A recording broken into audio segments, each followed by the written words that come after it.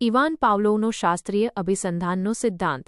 Classical conditioning શિક્ષણ મનોવિજ્ઞાનમાં પાયાનો સિદ્ધાંત છે. TATHSની પરીક્ષામાં આમાંથી અભિસંધિત અને અનઅભિસંધિત ઉદ્દીપકો વિશે વારંવાર પ્રશ્નો પૂછાય છે. આ સિદ્ધાંત સમજાવે છે કે કેવી રીતે એક કુદરતી પ્રતિક્રિયાને કૃત્રિમ ઉદ્દીપક ઘંટડી સાથે જોડી શકાય છે. 1. પાવલોવનો કૂતરા પરનો પ્રયોગ. પાવલોવ એક રશિયન શરીરશાસ્ત્રી હતા. તેમણે કૂતરાના પાચનતંત્ર પર અભ્યાસ કરતા જોયું કે કૂતરો ખોરાક જોતાં જ લાળ ઝરવા માંડે છે. તેમણે આ પ્રક્રિયાને પ્રયોગશાળામાં નીચે મુજબ ગોઠવી. 1. અભિસંધાન પહેલા બિફોર કન્ડિશનિંગ ઇન્ટુ ખોરાક UCS જોતાં જ લાળ ઝરે છે. ઘંટડી NS વગાડતા કૂતરો કોઈ ખાસ પ્રતિચાર આપતો નથી. 2. અભિસંધાન દરમિયાન ડ્યુરિંગ કન્ડિશનિંગ ઇન્ટુ ઘંટડી વગાડવામાં આવે અને તરત જ ખોરાક આપવામાં આવે. આ પ્રક્રિયા ઘણીવાર પુનરાવર્તિત કરવામાં આવે. 3. અભિસંધાન પછી આફ્ટર કન્ડિશનિંગ ઇન્ટુ હવે માત્ર ઘંટડી CS વગાડતા જ કૂતરો લાળ ઝરવા લાગે છે, ભલે ખોરાક ન આપવામાં આવે.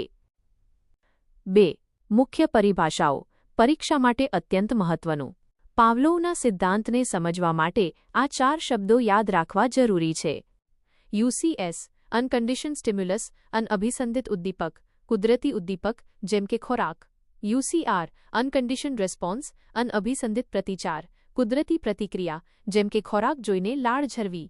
CS કન્ડિશન્ડ સ્ટિમ્યુલસ અભિસંધિત ઉદ્દીપક કૃત્રિમ કે તટસ્થ ઉદ્દીપક જેમ કે ઘંટડી. CR કન્ડિશન્ડ રિસ્પોન્સ અભિસંધિત પ્રતિચાર માત્ર ઘંટડી સાંભળીને લાળ ઝરવી. 3. અભિસંધાનના અન્ય મહત્વના ખ્યાલો. વિલોપન એક્સટિંક્શન.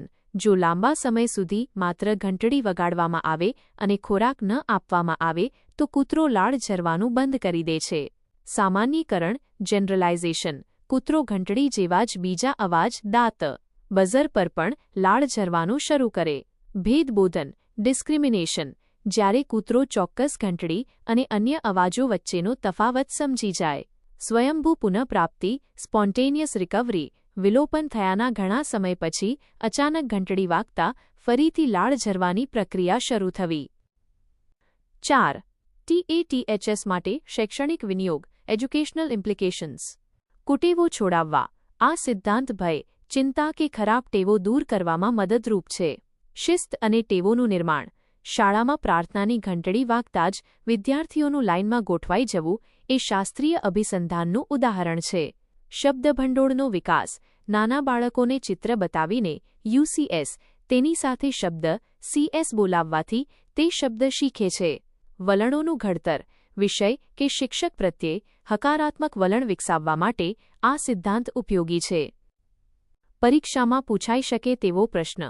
શાળામાં રિસેસની ઘંટડી વાગતા જ બાળકોના ચહેરા પર આનંદ આવી જવો. આ મનોવિજ્ઞાનના કયા સિદ્ધાંતનું ઉદાહરણ છે? જવાબ: શાસ્ત્રીય અભિસંધાન. શું તમે આ સિદ્ધાંતને સમજાવતી કોઈ ઇમેજ જોવા માંગો છો? હું પ્રખ્યાત વ્યક્તિ સિવાયની શૈક્ષણિક ઇમેજ બનાવી શકું છું.